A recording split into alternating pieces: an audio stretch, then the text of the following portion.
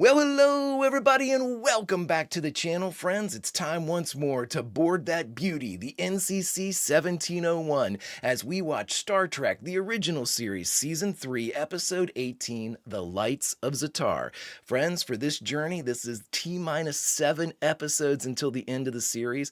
I can't believe we're already there, but I say we go out with a bang. Friends, before we get started, if you could do me a huge favor and hit that like button, smash that subscribe, ring that bell for notifications. It greatly helps out a small channel and it allows me to alert you next time we go live. And of course, if there's anything that we do that you would like earlier in its full-length format, the link to our Patreon is in the description. Not a fan of Patreon? Stick with us here on YouTube memberships. You'll get all of our episodes about a day early, plus any bonus episodes we come up with. But my dear friends, all of that is then and this is now. And now it's time to board the NCC 1701 as we watch Star Trek Season 3, Episode 18, The Lights of ZATAR. Prepare to engage maximum warp reaction. And away we go!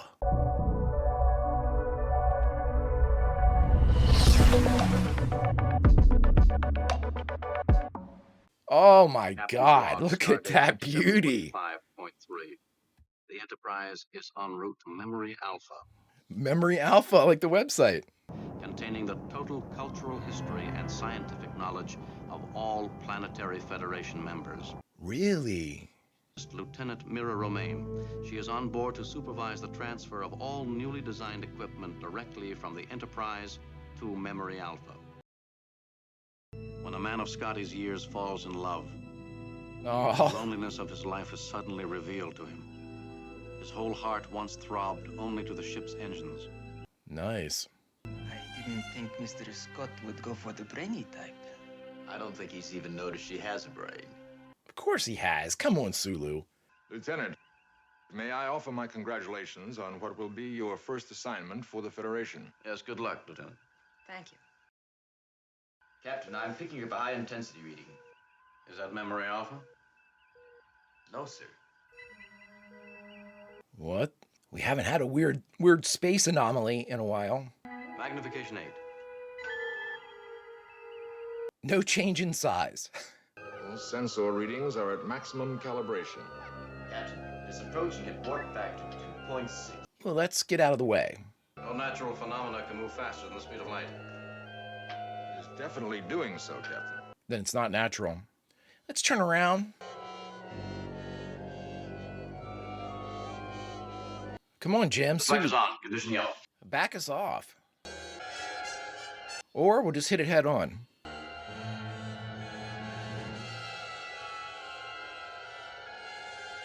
That was a hell of a close-up. Jim's going to tell us about the final frontier, everyone.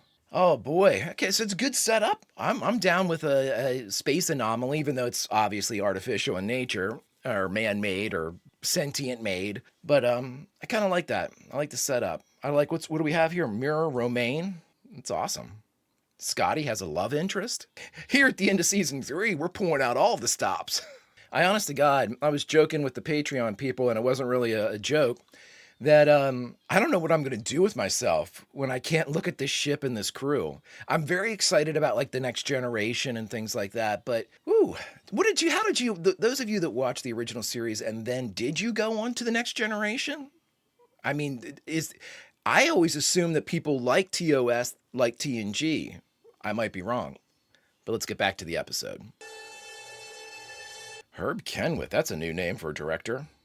Mr. Sulu, get us the devil out of there. Yeah, no shit. Mira! We haven't seen the eye shit since Emergency. way back. Nice. After the disturbance was over, she just collapsed. No effect.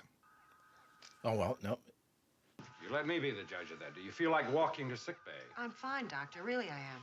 You sure you don't want to fight about it? Plum here. Captain, would it be all right if I went along to sick No, bay? Mr. Scott, you stay at your post for the moment. Captain, Scotty, at your post, man. We got something out there. Some equipment was temporarily out of order. My sensors were inoperative. Really? Captain, it was not a storm. Captain, What do we got? I wanted to respond, but I couldn't make my hand move. Captain, And Jim couldn't speak. I couldn't utter a sound. Yeah, that's what Jim had. And Lieutenant Romaine seems most susceptible. I just think she took a face full of it. I mean, she was like staring right into it when they went in. Are the readings corresponding, nurse? Everything appears normal, Doctor. Thank you. Maybe look into her eyes. Well, Scotty'll see that when he's batting his eyelashes. Lieutenant, please. Well, have I? Lieutenant, there are 430 people aboard this ship. You want to fight? I'm your guy. All of you are accustomed to new experiences. It's part of your work. Be careful. Plum's going to fall in love. Oh, no, Mira. We must help the doctor. This is how it feels to be anybody but me. Perhaps you can explain to her that any career she hopes for in Starfleet requires discipline and cooperation. Well, that's kind of an assholey thing to say. When the record of this is forwarded, I'll be sent back, won't I? Oh, you will not. That's ridiculous. This getting used to space travel, that takes some doing. Or when you hit an anomaly something or other and she gets affected by it. Captain, I've plotted the storm's path. What do we got, Sulu? On its present course, it will hit the Memory Alpha planetoid as it did us. Ooh. Memory Alpha has no protective shields. No shields? Well, the shields didn't help you guys either. Since the information on the memory planet is freely available to everyone, special protection was deemed unnecessary. Wonderful. Wonderful. Lieutenant, try and warn them I'm of sorry, sir. I can't break through this interference. This is a really tense beginning to an episode. I like it quite a bit. Everybody's involved. We're going around the bridge, down the sick bay.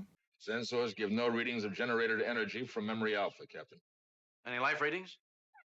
None. Oh my God. No power, no life? Did it just take everything? Have the transporter room stand by. I'm taking a landing party down there. Aye, sir. Scott here. Dude, where were you, bro? She's going to be fine, though. There's nothing wrong with her. Well, I'm relieved to hear your prognosis, Mr. Scott. Is the doctor there with you? It should have called him Dr. Scott. I think she's in good shape. Well, Mr. Scott seems to agree with you.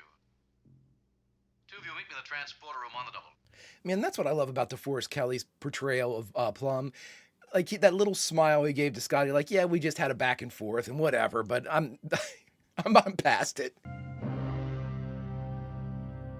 What the hell is that? Stardate 5725.6. Oh, wow. Either that's a small planetoid or that is a huge base. Somehow I find transporting into the darkness unnerving. Scotty, can you get us some more light?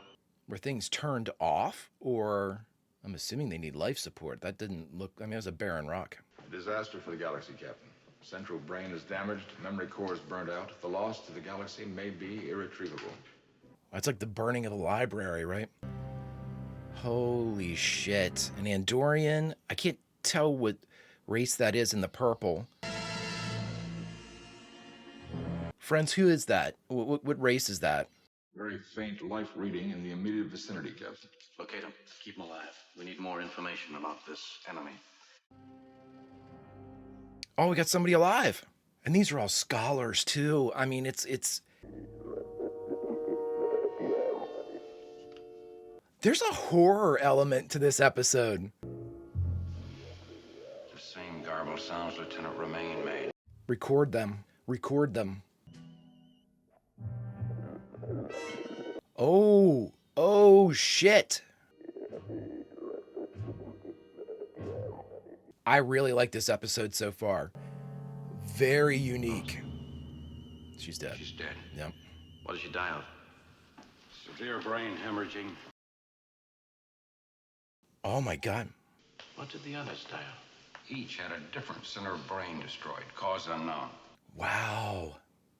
I can be more detailed when we return to the ship. Use the ship's computers. This is a really well-constructed episode.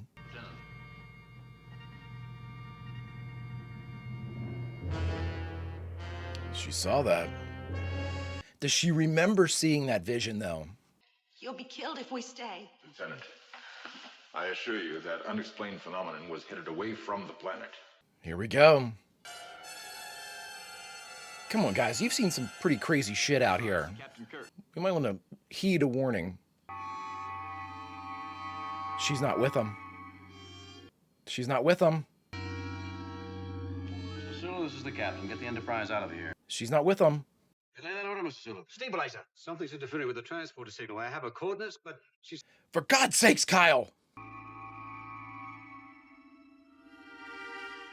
It's a long time to be in the buffer, man.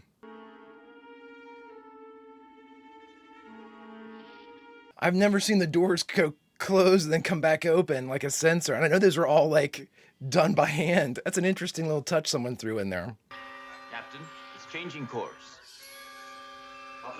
Sulu in the chair. Captain, I'm having difficulty with the ship's sensors. They seem to be under selective attack by the phenomenon, as the unfortunate occupants of Memory Alpha were. Then deductive reasoning will have to be substituted. I will take Spock's deductive reasoning over any computer. Will now reveal something about itself. But I saw those men dead. That's a hard Their cut. exact positions.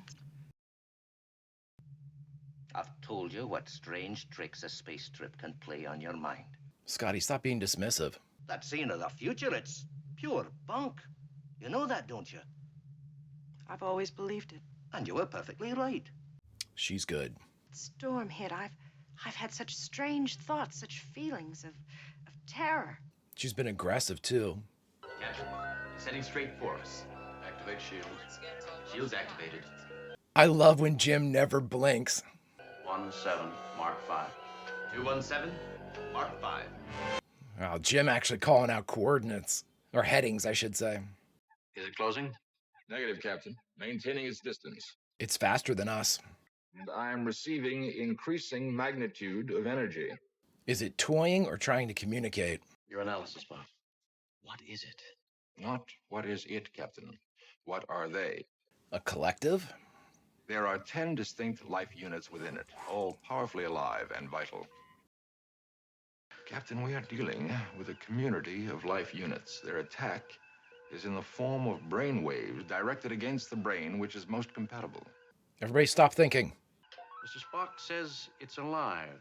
Let's talk to it. Maybe I can talk to it. All channels open, translator tied in. This is Captain James Kirk of the USS Enterprise. We wish you no harm. Anything? I love this crew so much. It's leaving? They're passing our starboard side and maneuvering in front of us. Switching to forward scanner. I hate this. I hate when you can't outmaneuver something. Perhaps it understands another kind of language. Condition red alert. Another kind of language. You're talking Jim's language now.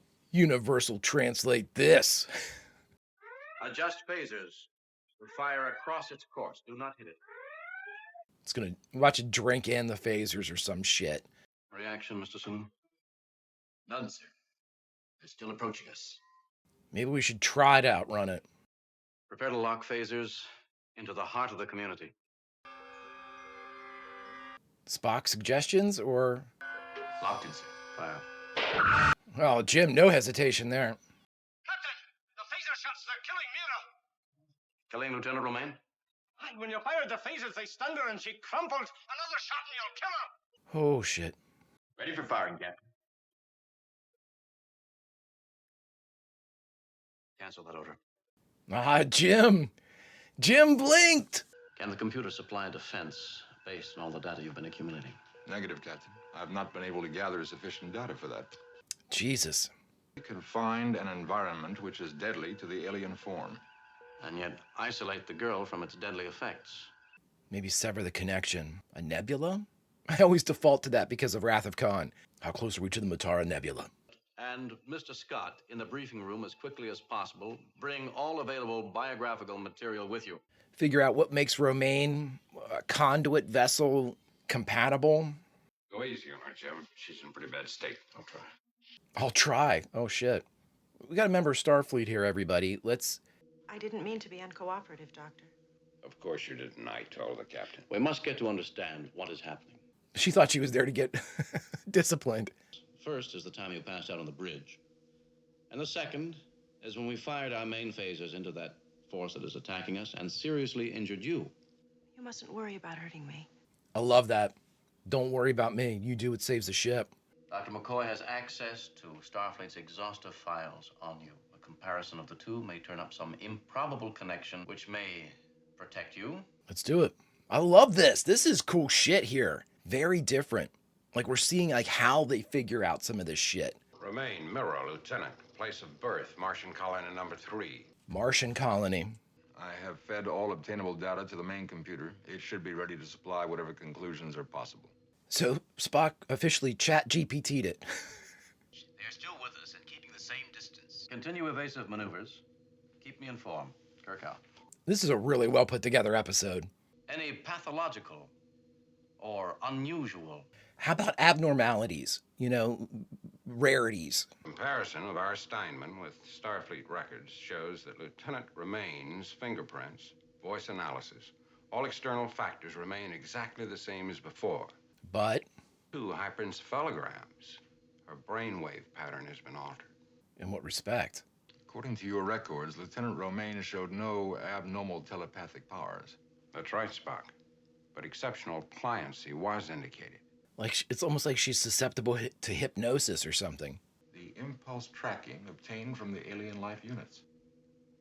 Nurse Chapel followed this every step of the way. There can be no error. Check it, Spock. Yep, there you go.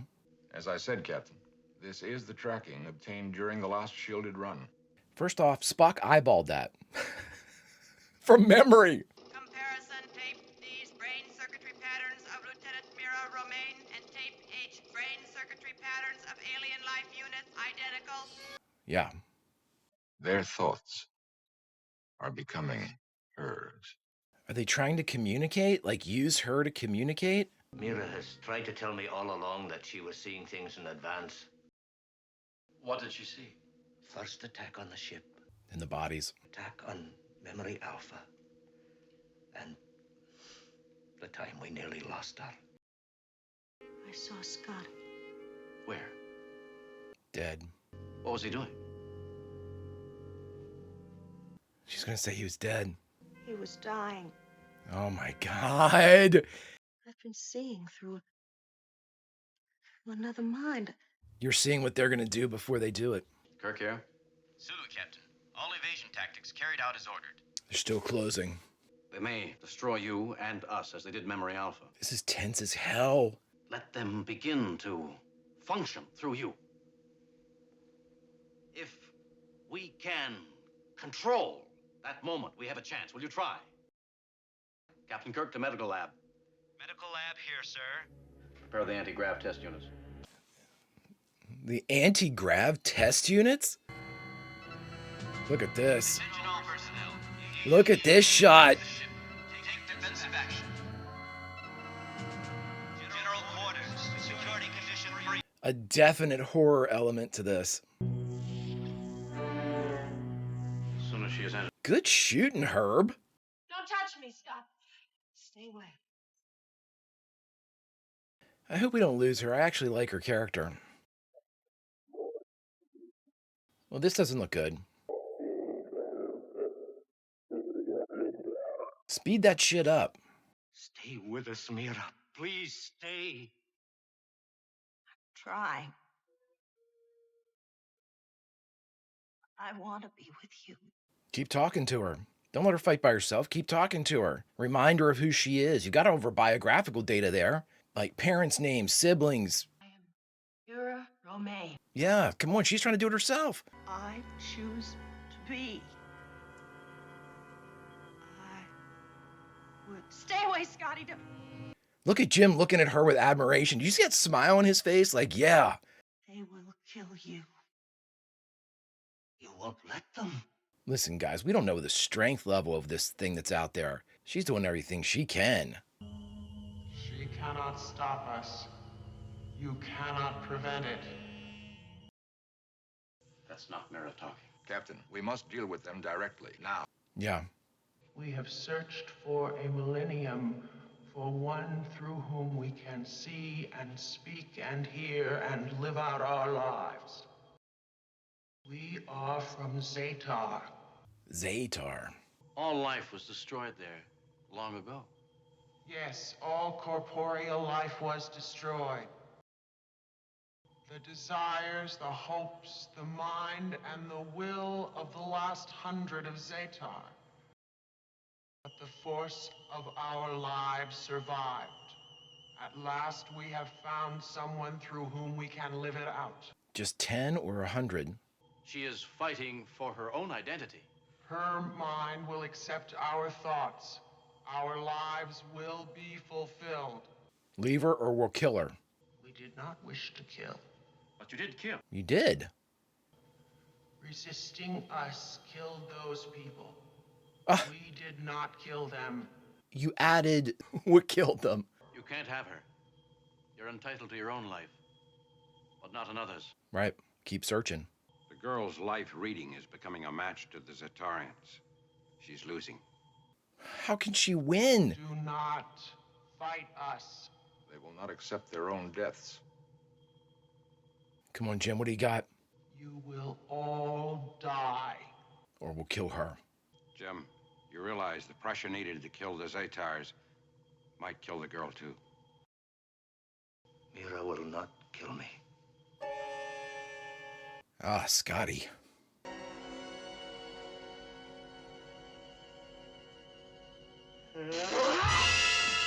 Well,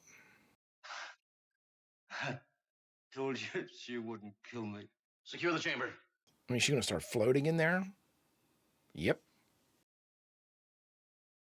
The Zatars are growing stronger. The weightless state has become their natural condition. There is no Mira, only Zool. Bring pressure to 2 atmospheres, and then increase 1 atmosphere per second.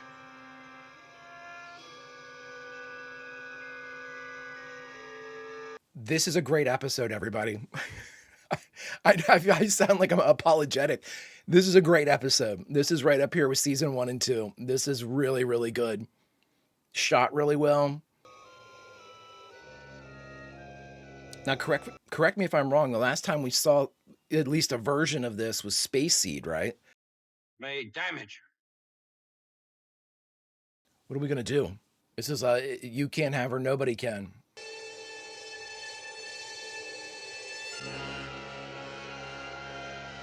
I like this little like smile that Bill Shatner's using in this episode. I think it adds a little bit to Kirk. Like in those moments of danger when he's impressed. We've done it, Jim. They're gone. Back it off. It's all right, Mira. They're gone. She could be dead. Tough as nails, that one, man. I brought a tear to my eye. Tough as fucking nails, man. Continue to breathe deeply.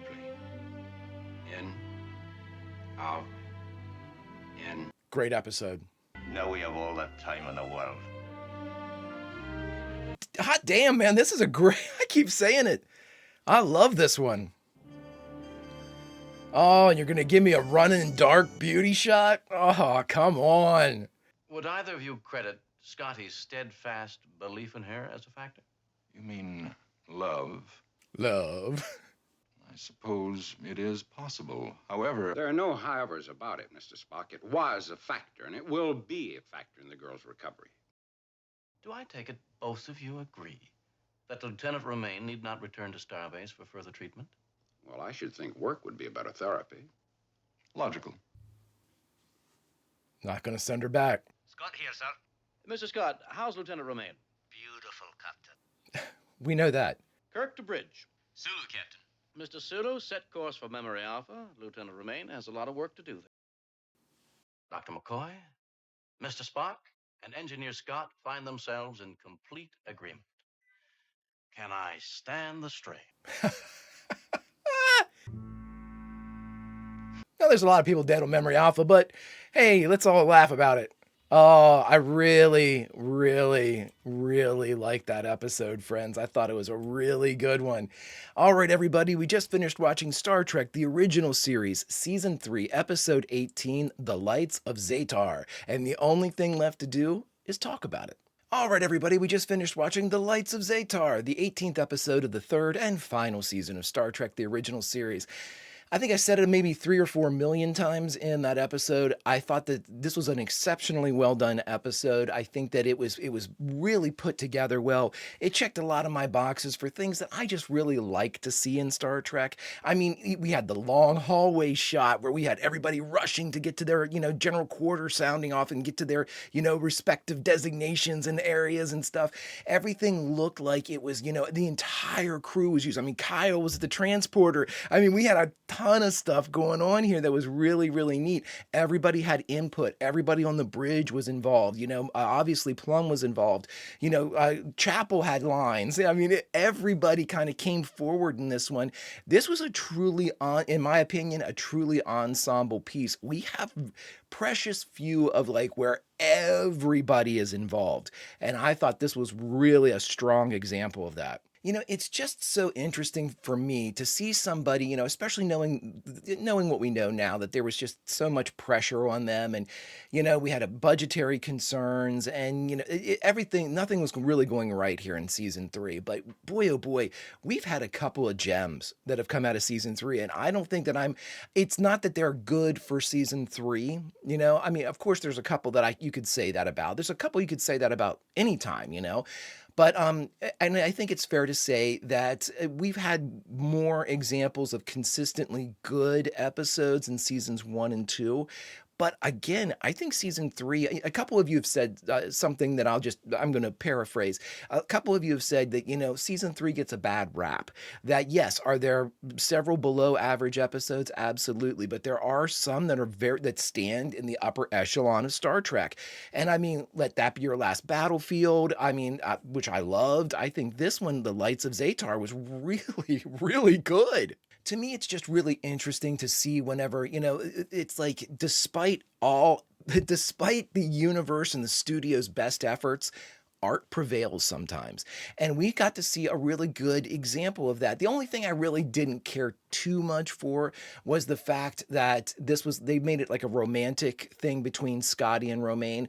I think it would have been more powerful if it would have been a friendship between the two of them.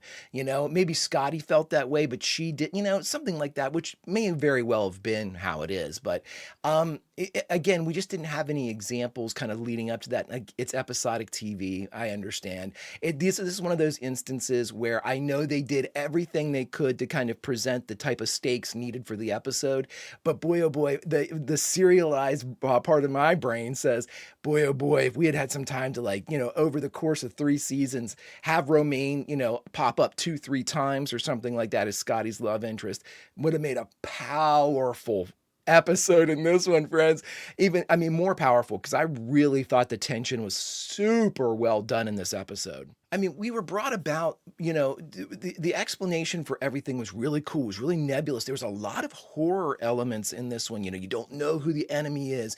You have a lot of these things that are kind of like taking body possession type of stuff. I think that it really kind of came to a head, the horror elements, when they went down to Memory Alpha, which, by the way, I think is awesome. I had no clue that the website Memory Alpha was literally named for this like vast knowledge reserve that was in the original series. Just cool stuff like that. I love it when I feel like I'm in the know now. Like if somebody says Memory Alpha, I'll be like, I know what that is. I'm cool. But I digress. Just really, really cool stuff. Really, really well done. But, with the stakes, when they went down to Memory Alpha and we had the one survivor and she was completely possessed with the color, distinctions and washing across her face, and that really great sound effect that they had kind of applied to the voice, that was really kind of terrifying. You know what I mean? In the grand scheme of Star Trek, the original series, we have precious few like terrifying episodes. I shouldn't say terrifying, but like, kind of fear-based episodes. I think of Devil in the Dark is a good one, with the Horta and stuff. I thought that was pretty cool. This one had similar elements without the reveal of the enemy, just this thing in space. It was very almost like Lovecraftian, and, you're not sure what you're dealing with. It's this like cosmic horror type of thing, and it's just wrecking shit anywhere it goes. Everybody had really cool little things that they brought to this episode. Really interesting shots. I heard Herb Kenwith. Herb Kenwith was our director in this one. I think of that shot where they come into the room and it's like through the lattice work and then pans back and kind of the camera pulls back so everybody can enter past the lattice work on the one side. Really well done shot. Just experimental. I just think it's a really interesting way to go about, presenting an episode where even the camera takes on a different quality. And anybody that does a tracking shot down the hallway, full mayhem, not mayhem, this is the Enterprise at work, but, full action. And, the entire space is set. Everything is like breathing and the Enterprise is alive. To be very fair, the Enterprise hasn't felt alive for maybe even since season 2. But boy, oh boy, in this one, it did. In this one, it felt like everybody was there, that we were living and breathing, and the Enterprise was, just like filled with the lives of 430 crew members, and it was apparent we saw them, It was just, to me, this is an episode that if you plucked it and dropped it into season 1, nobody would ever see, like, if you could kind of erase from everybody's mind the titles and when they appeared, you could take this one and drop it in season 1 and everybody would be like, oh man, another great season 1 episode of Star Trek. I just thought it was really, really well done, friends. I mean, I think in a nutshell, what it is I just like seeing the Enterprise like this. I like seeing the crew like this. I like seeing an episode and a story presented like this. We have a problem. We had a job to get to Memory Alpha. We're delivering Romaine, to begin her first Federation Starfleet, task. We've got a problem we've got to deal with. This problem needs to be resolved. We figure it out. And then it really comes down to not anything that Jim did, not anything that Spock did or McCoy did or Scotty did or Sulu or any of our household names. It comes down to what Romaine did when she was put in there. She's the one that fought them off. She's the one that, tough as nails in there, she doesn't compromise. She hangs on to life and she is able to beat this, like, I guess 100 souls strong cosmic entity. They said 10, but I'm not sure where those numbers kind of cross, but or 10 to 1 still shitty odds, right? And I thought it was just absolutely great to see that it's an example of the Enterprise as a microcosm. You're only as strong as your weakest link. This is a proven thing here where, oh, she's susceptible. Oh, maybe we should send her back. There's a constant, like, can Romaine do the job type of shit. Oh, it's space sickness. Oh, poo. And she's the one fighting. She's the one at the front line. So in that weakness or that observed or theorized weakness that Romaine had, she in fact was the strongest one there. Who's to say who else could? Spock probably could have fought him off, but she did it. She saved the day. And now, friends, it's time to find out exactly what went on behind the cameras of this episode, because I'm sure each and every one of these episodes has a hidden tale to tell, and I can't wait to hear what this one is. So, with great glee and mighty gusto, I call forth our one hero to tell us what went on behind the scenes. General? Greetings and salutations, my friends. 'Tis I, leader of men, lover of women, and best friend to Jim Kirk, General Trelane. Retired. Friends, this is where, after having watched and reacted to an original series episode of Star Trek, I like to dig a little bit deeper and find out what went on behind the cameras. Because as we've often said, the story behind the cameras of the original series, especially in season 3, it's often as juicy, if not juicier, than the story they put in front of the cameras. But to keep myself from wandering off into the weeds for 3 hours, I've given myself 5 categories with which to explore. The first of which, writer and director. Who were they? The second, guest stars. Did we have any? The third, of the core cast, or the Big 8, who was present? The fourth, and juiciest of all the categories, the production notes. What went on behind the cameras? And last, but certainly not least, our 5th category, a memorable quote from this episode. Let's get started. All right, friends, and for our very first category, writer and director, who were they? Well, we had two writers for this one. Very, very famous writer for this one and her husband. We had writer Jeremy Tarcher and Sherry Lewis. Much more on Miss Lewis when we get down into production notes. But our director for this one was, I believe, a rookie for Star Trek that performed admirably in Herb Kenwith. Herb, good shots in this one. Let's continue. All right, friends, and for our second category, guest stars, or I should say guest star for this episode, since we only really had one, and that was Jan Schutten as Lieutenant Mira Romaine. Let's move on. And now, friends, for our third category of the core cast, or the Big Eight, who was present. Well, who are our Big Eight? We've got Kirk, Spock, McCoy, Sulu, Scotty, Uhura, and Chekhov and Chapel. Good news, my friends. I'm actually making this one a big 9 because we had none other than Transporter Chief Kyle in this one too. All hands present and accounted for, my friends. Let's move on. And now, friends, for our fourth category, the juiciest of all the categories, our production notes. What went on behind the cameras? Let's get started. And now, friends, for our first production note, as promised, back up in writer and director, this one was written by none other than Star Trek superfan and Lamb Chop coordinator. I don't know if anybody remembers old Lamb Chop, who was the hand puppet of Sherry Lewis, who was on numerous TV shows. She was a very, very great comedian, just an entertainer by all respects. I loved her as a kid. I loved watching. She would pop up on all kinds of different things.